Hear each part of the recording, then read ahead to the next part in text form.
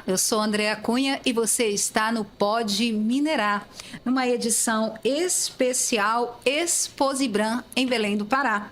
O nosso tema deste episódio é energias renováveis. Comigo estão Lucas Araripe, diretor executivo da Casa dos Ventos, e Ricardo Lima, CEO da CBMM. Bom, obrigada pela participação de vocês, né? Pela disposição de vocês estarem aqui.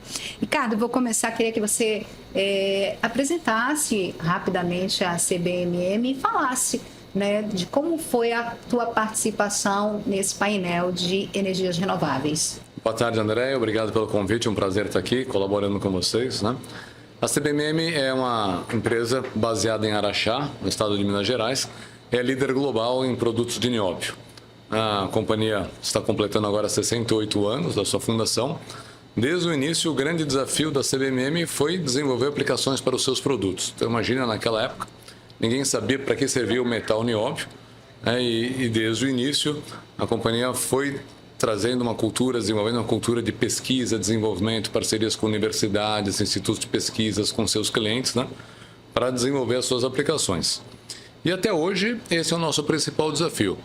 Como líder global, nós temos a responsabilidade de investir em capacidade sempre à frente da demanda. Então, hoje, a nossa empresa tem uma capacidade maior do que a demanda global. Isso coloca, né, esse nosso desafio de estar sempre buscando novas aplicações. Eu diria que hoje o principal uso para os produtos de nióbio está na indústria siderúrgica, onde a gente utiliza gramas de nióbio por tonelada de aço produzido para trazer performance mais elevada para os aços, com alta resistência, com alta tenacidade. E nós estamos hoje investindo muito numa linha do desenvolvimento de óxidos de nióbio para o uso em baterias para carros elétricos, né? Como temos certeza que a eletrificação é uma tendência global que veio para ficar, estamos desenvolvendo para ver como que a tecnologia de nióbio pode ajudar o mundo a ter uma tecnologia de alta performance também nessa indústria. Fala um pouquinho do painel. O que você assim, avaliou de mais positivo? Eu fui o moderador do painel, agradeço a participação. Nós tivemos executivos aqui de grandes empresas, né? Tivemos executivos da Vale, da Hidro, da Alcoa, da Casa dos Ventos, da Yara, cada um contando a sua experiência, né? Como é que estão vivendo esse momento de transição energética. E nós ficamos muito contentes de ver que todas essas empresas hoje têm uma história para contar, baseada em um sucesso através da inovação. E essa inovação hoje está sendo utilizada também no desafio da transição energética. Todas as companhias têm um desafio já declarado de atingir a neutralidade e emissão, né, de carbono, mais tardar até 2050, algumas até antes, tá certo? Então, contando as suas experiências, quais são os milestones, o que já estão fazendo. Então, foi muito rico na troca ali de melhores práticas e entendimento para que a gente veja como que o setor de mineração hoje está realmente absolutamente engajado nessa agenda da transição energética. Lucas, obrigada pela sua participação. Fala um pouquinho para a gente, apresenta a Casa dos Ventos, fala um pouquinho da tua participação aqui na Exposibran. Legal, obrigado pela oportunidade. A Casa dos Ventos ela é a maior desenvolvedora de projetos renováveis do Brasil. Então, a gente, na verdade, evoluiu como a maior desenvolvedora e hoje a gente é uma das principais investidoras em geração renovável do país. Então, no primeiro momento, muito focado nos leilões do ambiente regulado e hoje liderando um pouco essa frente de mercado livre. Então, a companhia hoje, só de projetos dedicados para grandes consumidores, já são 3 gigas instalados entre construção e operação. Então, a gente quer, de fato, ser um parceiro ideal das companhias nesse processo de transição energética, através de eletricidade. Então, no primeiro momento, acho que no escopo 2 das empresas, mas depois evoluir isso para o escopo 1, no sentido de usar a nossa eletricidade para prover produtos verdes para essas companhias que precisam descarbonizar. Então, a gente atender com eletricidade renovável, mas depois suportá-las na eletrificação de alguns processos, e nos que não podem ser eletrificados, que vão usar hidrogênio verde, por exemplo, amônia verde, a gente ser um provedor desses produtos, dado que a gente tem a energia renovável muito competitiva nos nossos projetos. Então, como a energia renovável é a matéria-prima para hidrogênio verde, para amônia verde, então imagina que 70% do custo do hidrogênio verde é energia renovável. Então, a gente tem dentro de casa, vamos dizer assim, a matéria-prima para suportar as companhias com vários produtos na transição energética. E o setor de mineração, acho que é um setor eletrointensivo, hoje energointensivo, ou seja, ele demanda muita energia que vai ser convertida em energia elétrica. Então, acho que a gente está aqui na Exposibran como um parceiro, de fato, dessas companhias na jornada de descarbonização, desde a eletricidade até outros produtos que, enfim, eles vão demandar no futuro. Eu acho que são produtos que são construídos em conjunto, através de parcerias, através de discussões técnicas, discussões de inovação, para a gente conseguir, de fato, garantir essas metas para todas as companhias de net zero. Ricardo, essa transição energética, ela é um grande desafio das grandes empresas? Ela é um grande desafio, sim. Acho que todas as empresas estão abraçando isso. Eu comentei durante a nossa conversa hoje mais cedo, né, que qualquer negociação que a gente vai fazer com um cliente hoje, em qualquer país do mundo, acho que antes do cliente perguntar para a gente sobre preço, sobre capacidade, sobre prazo de pagamento, existe a curiosidade de saber, olha, o que a sua empresa, o que a CBMM está fazendo para atingir a neutralidade? Quando que vocês vão atingir? No nosso caso é 2040 o prazo que nós assumimos, né? O que já está acontecendo nos últimos anos? Como evoluiu? Então, essa lição de casa, hoje nós temos que estar preparados para mostrar o que a gente está fazendo. Certo, e já temos hoje, né, alguns processos de modernização dos equipamentos, de investimentos, de capex, de atualização dos processos que têm trazido nos últimos anos uma redução significativa. E depois vem um segundo capítulo, que é como que a nossa empresa, através da tecnologia do Niobe, através do uso dos nossos produtos, a gente pode ajudar o mundo na obtenção da neutralidade. E aí vem para a gente também uma abertura de novos potenciais mercados que eu viria como uma grande oportunidade, certo? Como que essa tecnologia pode ajudar o mundo nesse grande desafio, que é o desafio da gente trabalhar com energias renováveis, com menos emissão de gases de efeito estufa. E, Lucas, tem mercado para esses produtos verdes? O mercado vai consumir esses novos produtos, digamos assim? Eu acho que assim, eu acho que é meio que dado que os produtos vão ter que se tornar verdes, e aí por uma série de fatores.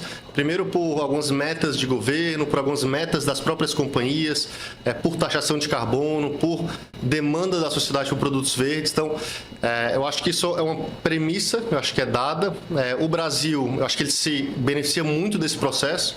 Acho que o Brasil está muito bem posicionado por ter recursos naturais que vão, de fato, ser a matéria-prima para essa transição energética.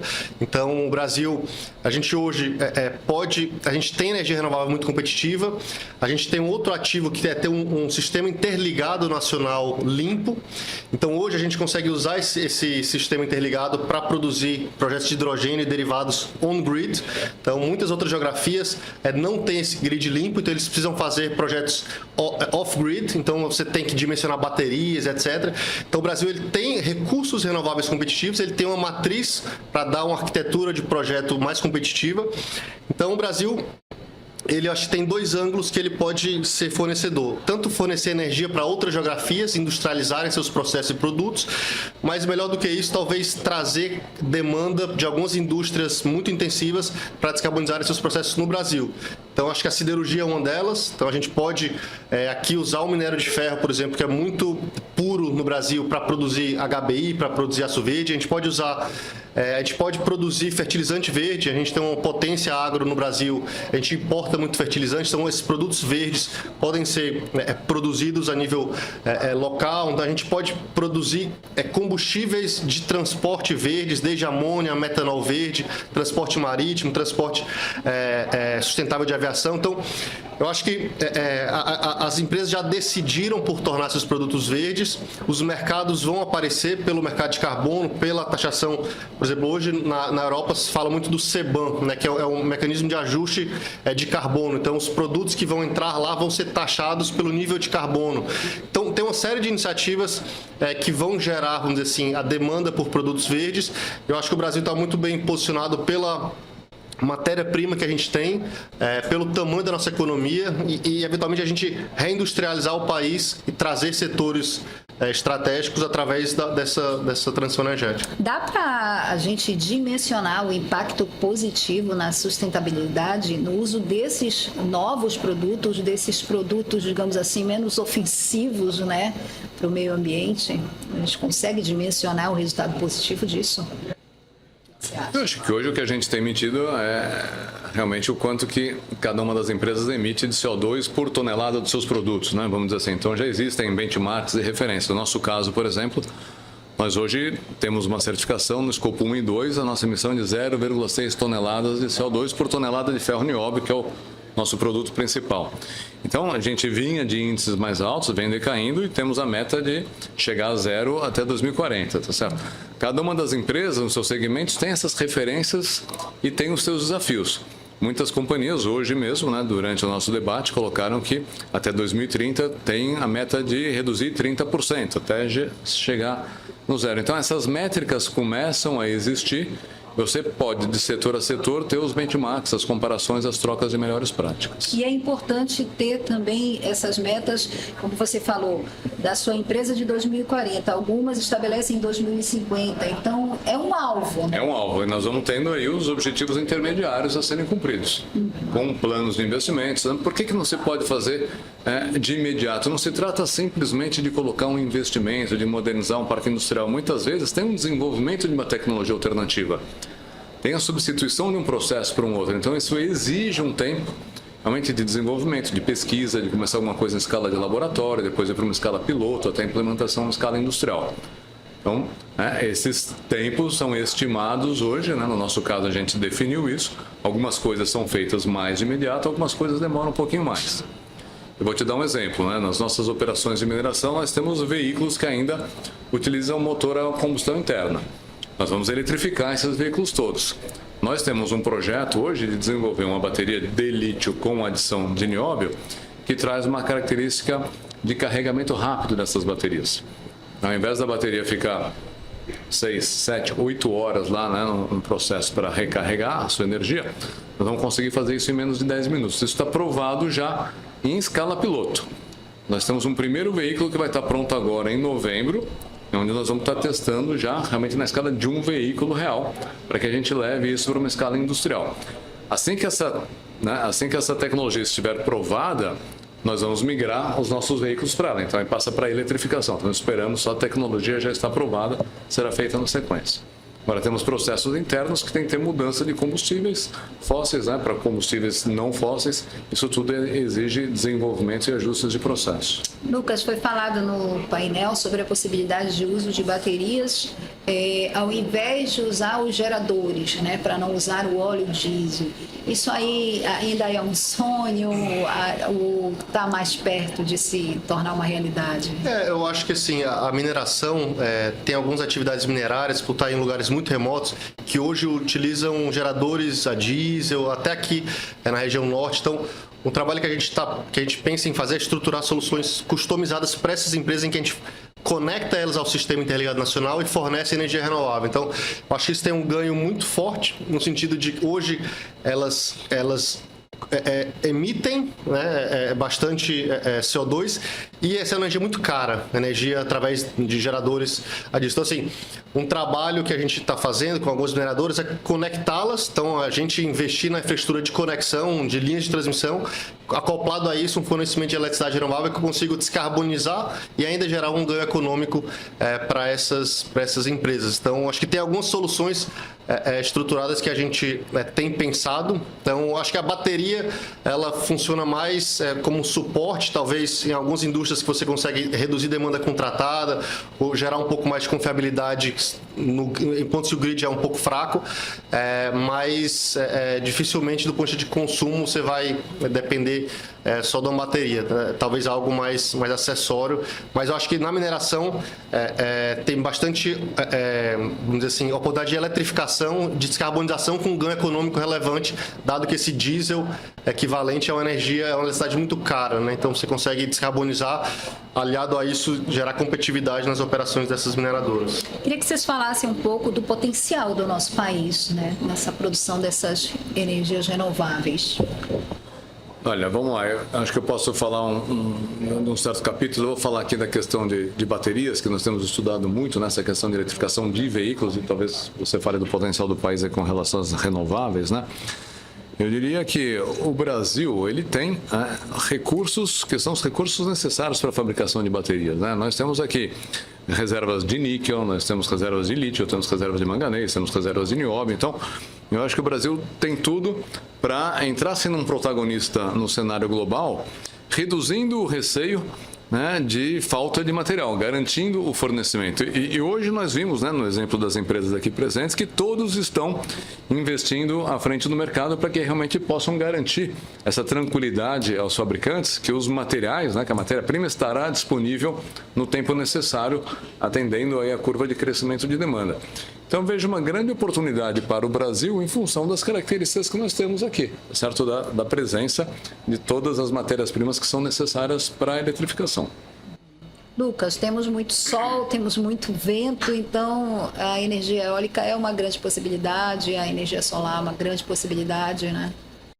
Eu acho que no contexto da transição energética, que comentei, o Brasil é muito abençoado, muito bem posicionado por ter energia renovável muito competitiva, por ter esse grid limpo. Então você consegue entregar o hidrogênio mais competitivo do mundo no Brasil. Então, acho que isso tem um valor muito grande, dado que esses combustíveis vão ser os combustíveis do futuro. Então, a gente tem, eu comentei alguns setores, um setor de mineração, um setor de siderurgia, fertilizantes, cimento, produtos de transporte de marítimo, o metanol verde, o SAF, que é o combustível sustentável de aviação. Então, assim, o Brasil ele tem o potencial de ser um grande hub de transição energética e de produtos verdes do mundo, tem o potencial de também exportar isso através de amônia para outras geografias.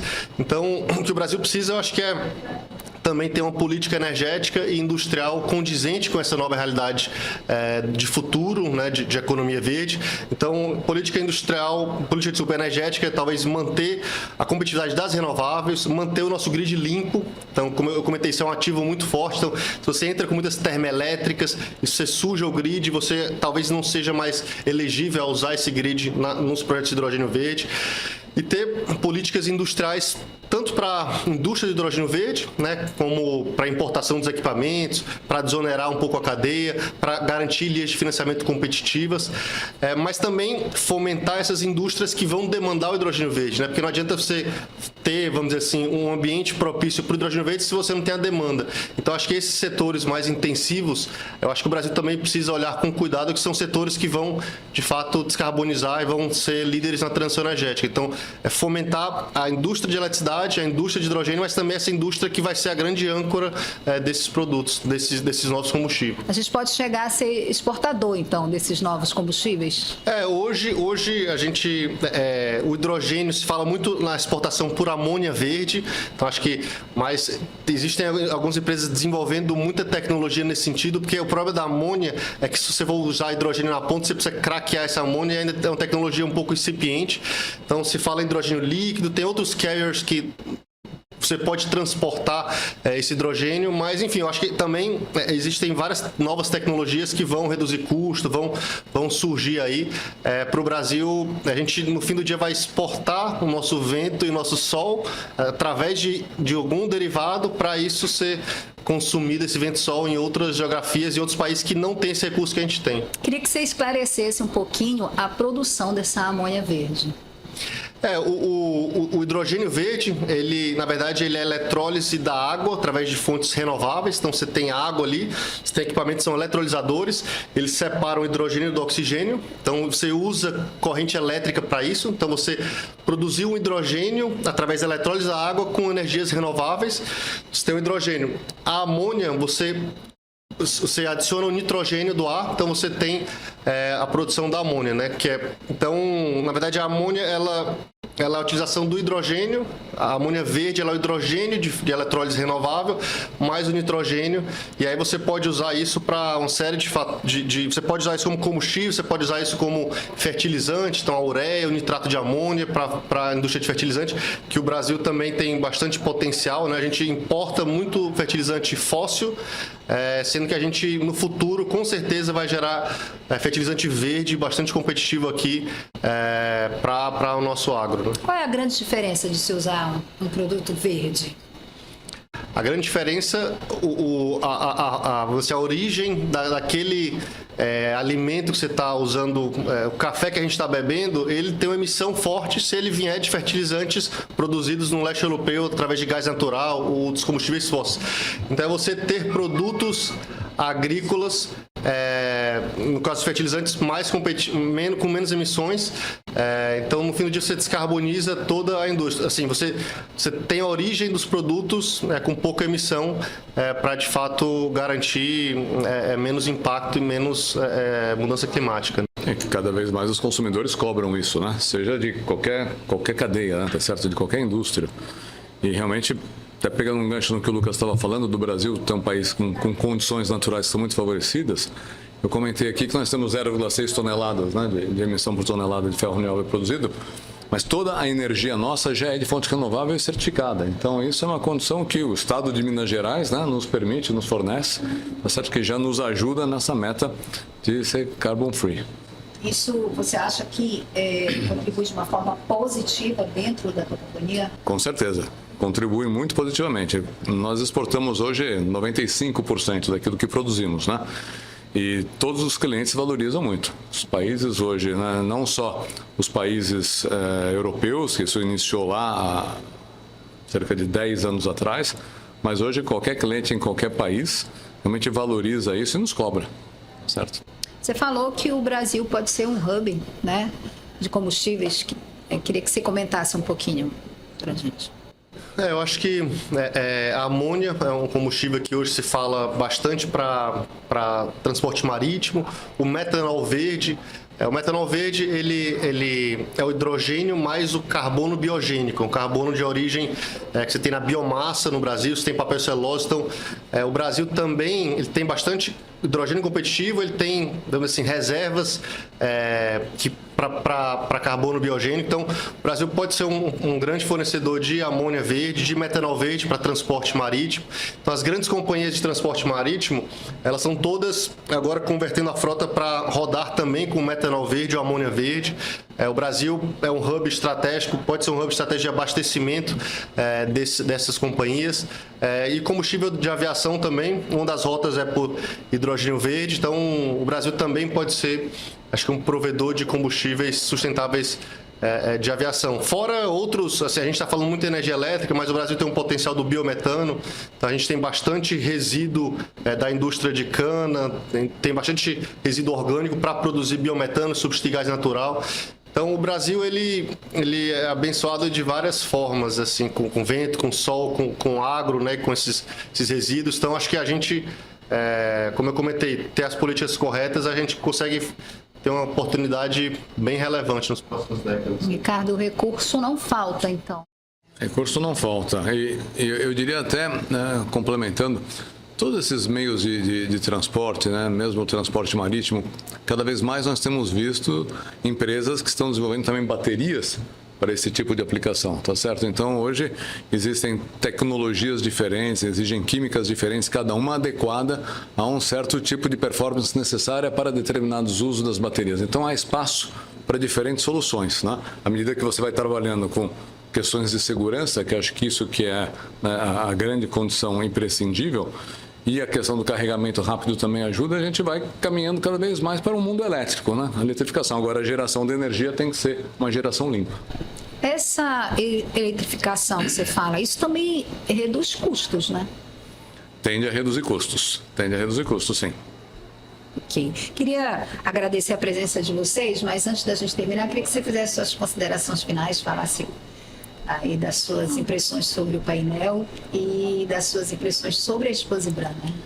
Eu diria que o IBRAM está cumprindo muito bem o papel dele, tá certo? De estar mostrando, né, como que a indústria de mineração hoje está atuando, a seriedade, né, o papel das grandes empresas, quais são as ações que já estão em andamento, colocar essas empresas juntas para que a gente busque sinergia.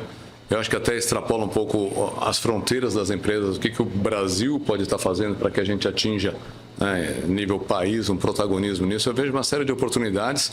E o IBRAM, como coordenador disso, tem feito um excelente trabalho. Lucas, suas considerações finais. Bom, agradecer a oportunidade, a organização.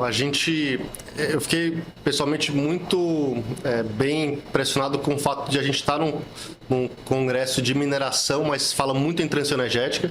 Acho que isso nos últimos 2 dias é uma coisa que foi recorrente. Então, acho que é uma indústria, é um setor que meio que entendeu o potencial disso para os seus negócios e a importância disso. Enfim, a Casa dos Ventos é uma empresa que a gente tem um portfólio grande de projetos renováveis e também outros produtos.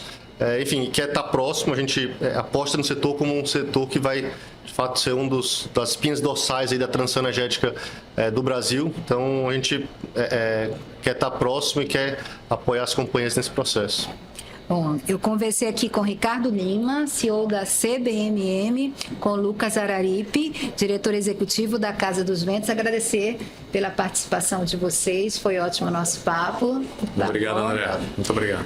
Bom, gente, a gente vai ficando por aqui. O Pode Minerar é o podcast idealizado pelo IBRAM e está disponível para você por aqui semanalmente. Para não perder os próximos episódios, siga o podcast no seu agregador de áudio favorito. Para saber mais informações sobre a mineração no Brasil, o trabalho do IBRAM, o calendário de eventos realizados pela entidade, acesse www.ibram.org.br. A gente vai ficando por aqui. Um abraço e até a próxima.